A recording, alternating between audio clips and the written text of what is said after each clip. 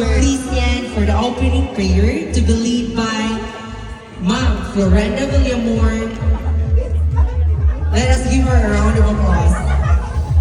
Salamat sa Kuya. Nagpapa siya kayo ng sige. Ihangyan na ko ang tanan sa pagbarog alang sa atong pagpangalian para sa atong celebration karong adlaw. So, in the name of the Father, and of the Son, and of the Holy Spirit. Amen.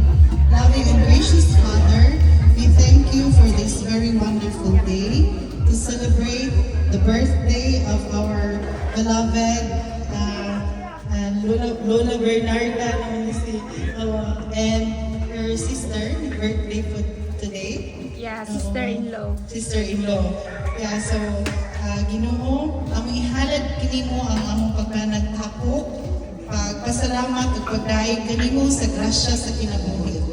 Lord, we thank you for the many blessings you have showered to the family of Lola Bernarda and to all the people who celebrate with her during her 80th birthday.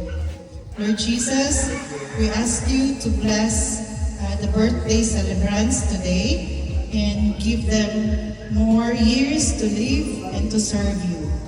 In Jesus' name we pray.